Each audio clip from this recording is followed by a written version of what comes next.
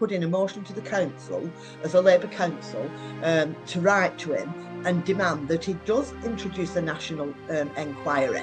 That's where this is different. We have pedos and perverts in every community, but this crime was different because of the covering up. And Wigan Council were embarrassed, and Wigan Council had to go, we need to do something about this because we're already tanking in the polls. Most of us are not going to win our seats again at the next local elections. We need to look like we're on the side of the victims of the grooming gangs. Hi everybody, and welcome back to Nick Talks. This episode's amazing returning guest is Maureen Oburn, who's an independent councillor in Wigan. Maureen's been on my show before, and last time we talked about why she's a councillor. And this is a great story. She worked for Wigan Council in the library, didn't like the fact that Wigan Council were doing deals with the Chinese government, criticised it online, and they sacked her. So she said, I'm not having this.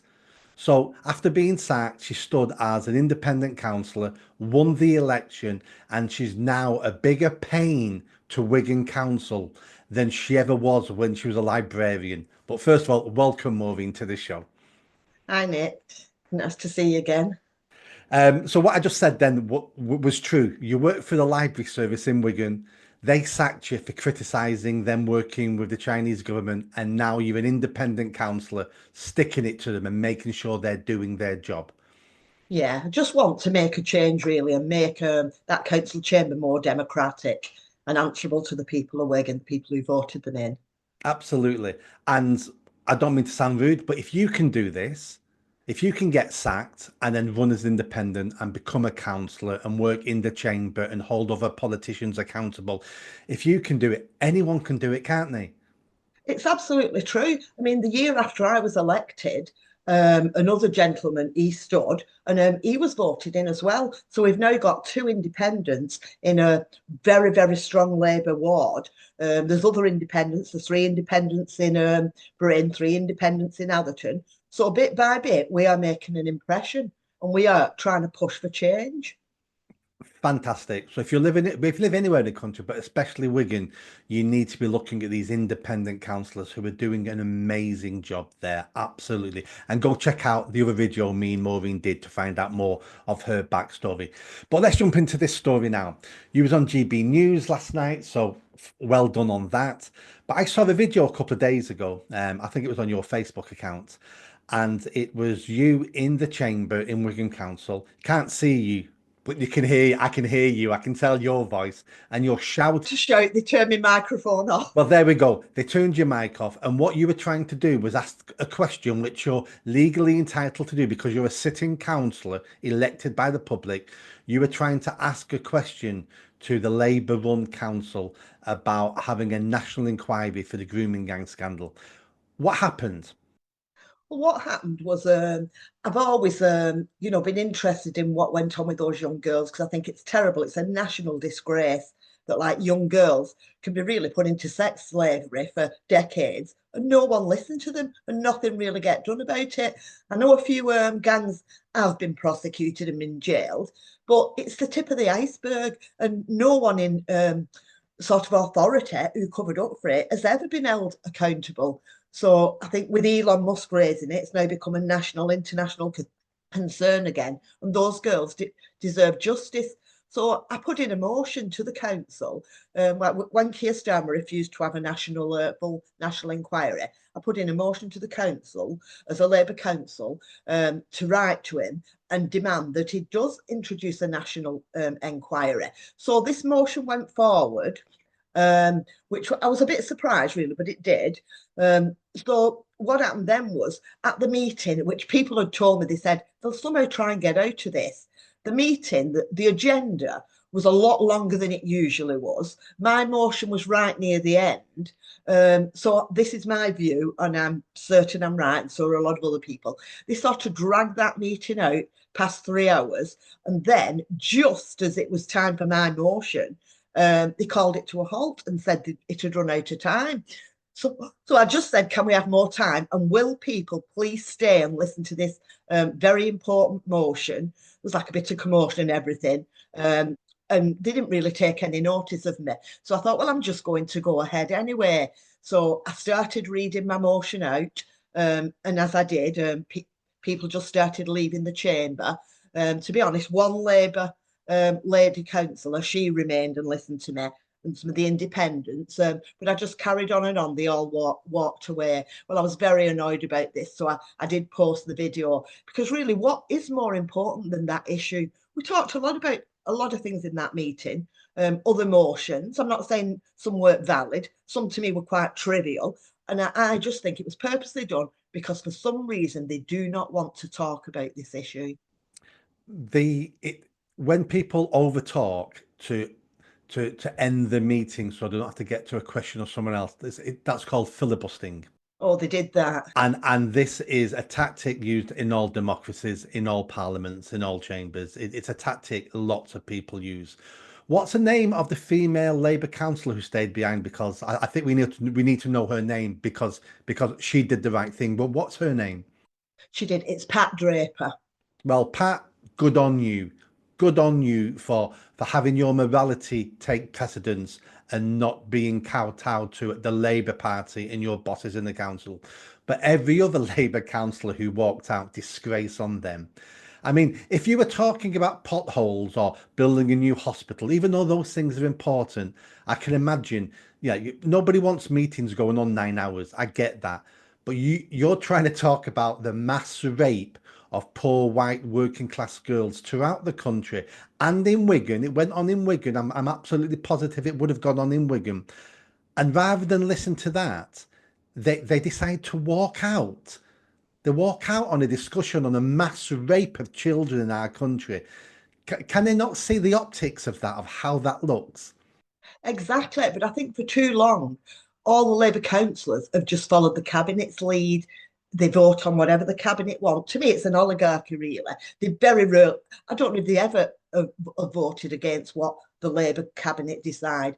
And I think personally, they probably are all concerned with this issue.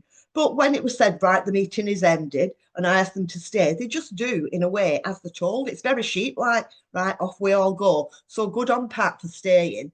And I think it has had some impact because the very next day we got an email saying they were reconvening the meeting to cover these two motions. Again, there was another motion after mine.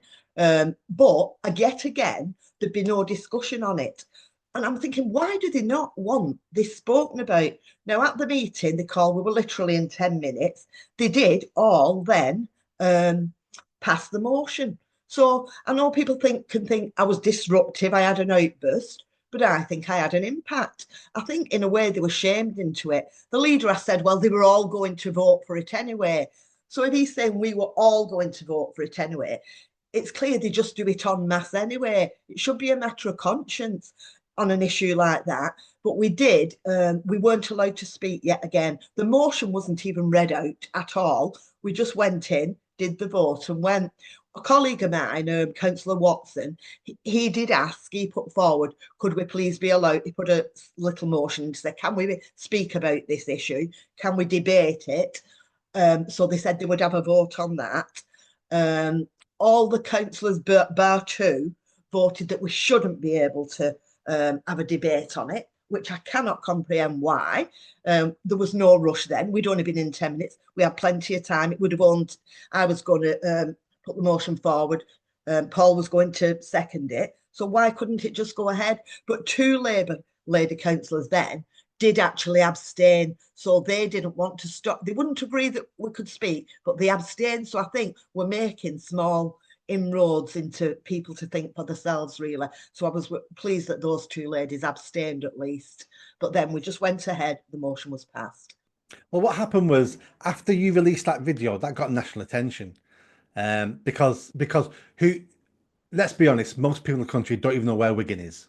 They've heard of it. They know it's got a pier, and that's it. But when you released that video, and I mean at this time as well, what's going on in the news, people saw it, and Wigan Council were embarrassed, and Wigan Council had to go, we need to do something about this because we're already tanking in the polls. Most of us are not going to win our seats again at the next local elections.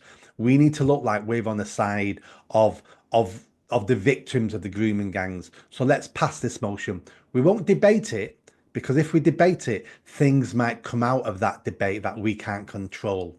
So let's do some virtue signalling.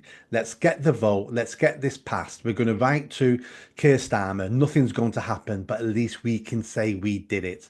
This was just them covering their back. If you'd not have released that video, nothing would have happened at all. What would have happened was the motion would be put back because the next council meeting in March is the budget meeting. So the motion would have been put back to May, but now was the time to have that motion, not in May. And like you say, I kept thinking, why don't they just want me to speak? I could have spoke at the meeting. It could have all been done without all this fuss. But I thought they didn't know what I was going to say in my statement. Um, and there was nothing like it was all about, to be honest, the Oxford rape gangs and what those girls suffered, and that this went on all around the country. And how Maggie Oliver's been trying to push it forward for years, and it's only been brought to light really by Elon Musk.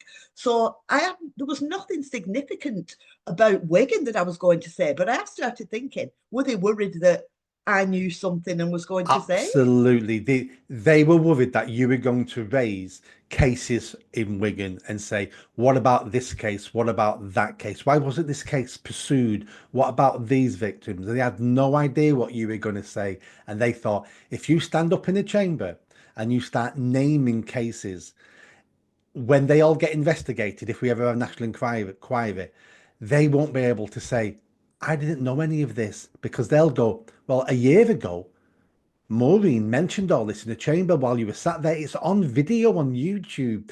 They didn't want you saying things because they want to be able to deny they knew anything. So it turns out you didn't have anything to say about Wigan, but they weren't going to take that chance, Maureen. That could be the only conclusion because I thought, well, they'll let us speak about it now, but yet again, no. And I do think, I mean, Wigan, to be honest, I'm sure this case has gone on and I've heard of things. It's not been like we've not really suffered, and girls in Wigan, as far as I know, have not suffered to the extent of maybe Rotherham and different towns because of our demographic graphics. But it has definitely, gone on. And even if it's not Wigan, it's about the whole country. It is a national disgrace. And those girls were ignored. They weren't listened to. They were silenced. And obviously, people are still being silenced. It's something that people are not willing to openly talk about. And it needs to be, because how do we stop it happening again if we're not prepared to discuss it? It's probably still going on in certain towns now. And I know that obviously child abuse goes on everywhere, every ethnicity, every religion. But the rape gangs were very, very specifically, nearly all Muslim Pakistani men. And we can't be afraid to address that. And that the girls were nearly all very poor, very vulnerable white girls. There is racial elements to it. There absolutely is, which we're not allowed to talk about because, we get called racist, far right, Hitler, fascist. What's different in this grooming gang atrocities? Because there were atrocities. It wasn't the fact that we've got perverted Pakistani Muslim men, because I've had quite a few paedophiles arrested and prosecuted. They were all white men. Great. Yeah, of course, we're a majority white country. They will be. I'm not saying white men are not paedophiles, they are. Well, not all of them, obviously. Yeah, yeah, no, no, but exactly. I mean, we have female paedophiles as well. But what was different in this case was two things. The first thing is the community wouldn't acknowledge it and wouldn't speak up about it. So in any other community, you do have paedophiles, but in the white community, if I was a paedophile, I'd be assaulted almost every time I left the house. Yeah, ostracized. My name would be mud. My family's name would be mud. People would look down upon me. But in that community, those people in that community made excuses for their perverted paedophiles and said it was the white girl's fault. When the men were arrested and went to jail, the men came out and just went back to their lives. Same house, same street, same mosque, same job. And nobody said anything to them because it was okay. But the big thing with the grooming gangs is the cover up. Massive. That is to me, the issue that people would cover this across all the establishment. And I, And that was all about votes. That was all about Labour councils, Labour politicians, and Tories as well, to a certain extent, not wanting to upset a sizable voting chunk. and that was the Muslim vote, the Pakistani vote. And Labour councils, Labour MPs win their elections because of the block vote in that community. And those people sacrificed our children on the altar of multiculturalism and block votes. That's where this is different. We have pedos and perverts in every community, but this crime was different because of the covering up over decades, over at least 50 years. This has been covered up and it's still going on today. Girls are being raped today and it's being covered up today. And that's why this is important. It's utterly shameful. Like you say, it was in a way sort of protect supposedly community cohesion. But obviously, this is not going to go away. And no, I'm really, really hoping it will be dealt with. And the officials, high up police, high up council bosses, they need to be held accountable. And names, some of the names are already out there. Maggie Oliver's been, doing it for years. I've watched the Tommy Robinson films in Telford, and now Charlie Peters film. People need to watch these. They need to be mainstream. People need to know about it, however awful it is. But those girls were, like you said, tortured, trafficked, put into slavery. And in the 20th century and 21st century in the UK, how can this be going on in a supposedly civilized country? Exactly. We need action. I mean, I don't necessarily want a national report because I know exactly what it's going to say. It's going to be a waste of time because it'll be designed by the politicians to protect themselves, just like Andy Burnham's report in Greater Manchester. Complete waste of time. What I, what I was going to do when I ran for mayor last year, if I'd have beat Andy Burnham become mayor, what I was going to do was I was going to get a panel together with people like Maggie Oliver. I was going to get I think Greater Manchester's had about 15 reports into this. I was going to get every report, go through them, and highlight every councillor, every civil servant, and every police officer who was involved, who had dereliction of duty or incompetence. Police officers we were going to sack, and everybody else I was going to name and shame, because until there's consequences to this, things won't change. We need councillors, not councillors, we need civil servants, people working for the council and police officers. We need them more worried about their jobs and their careers than we do worried about political backlash. Until they become selfish and go, well, I'll lose my pension over this. Well, they'll start doing their job, and that's what we need. We need to hold some people accountable high up. I don't mean a PCSO. I don't mean a social worker. I'm talking about the top of the departments. They're the people we. Because they will try and put the blame down to as low as they can, really, won't they, and sacrifice those people. But they do need to be held accountable. And like you say, I asked for a national inquiry because that's what he turned down. But if there was a better way of dealing with it, like you're suggesting, I would go for that in every sort of town or borough across the country. But something needs to be done. It cannot just go away again. Yeah. Is there anything else you're going to do now in Wigan on this particular issue? Is there anything you're thinking about? Is there anything you need help with? Well, I'm going to write to Lisa Nandy and ask that she backs her own council in asking for the national inquiry. And I'm going to ask people as well to write to, because we've got three MPs, in Wigan Borough. So it's not just Lisa Nandy. We've got Josh Simmons and we've got Joe Plattinley. So if people, I really do believe in the power of people to change things. I mean, there's a lot of us, really, there's only a few of them. Put the pressure on. And I know they can ignore letters and all this, but as it shows yesterday, it wasn't me that did that. It was all the backlash that they got and all the views of the video, all the comments. It was really reflecting badly on them, and they realised they had to do something about it. So now maybe more councils across the country will follow our lead, because some have still turned it down, which is absolutely amazing. It's embarrassing that they would. I've watched, I think it was in Oldham, Aruj Shah tried to stop a Conservative councillor speaking about it. They voted it down in Bradford, and you think, what are these people thinking? Who wouldn't want this issue properly investigating? And on the 7th of February, there's a women's march in London. I think they're going on all across the country. It's called a Million Women March, and it is sort of really a protest against child abuse. It is about the rape gangs, but it's about how somehow we're a country and we're not really protecting our children. I know things will happen, they will always happen, but I think, like we saw in the terrible case in Southport, there's been signs about that man. Why was he still allowed? That didn't need to happen. It didn't need to happen. We need to take more stringent measures to people who are obviously going to be a danger to children. The signs are always there. They are, completely agree. Maureen, thank you for coming back on my show. Let's catch up again soon. And if there's any breaking news on this or anything happens, let me know. We can get back on and let's make sure we tell the people. Thank you very much. And if people look online for the Million Women March, they're very welcome to join us in Liverpool or any others that are going on, and just make our voices heard. Get out there. This is the time. It's topical. Let's do whatever we can to change things. Do believe in the power of people. But thank you very much, Nick, for having me No on. problem. And if anybody wants more information from Maureen, I'll put Maureen's details in the description of the video, her Facebook page, etc., etc. Thanks, Maureen. Enjoy the rest of your weekend. Hopefully speak again soon. Take care. Bye, See you Nick. later. Bye bye. Bye.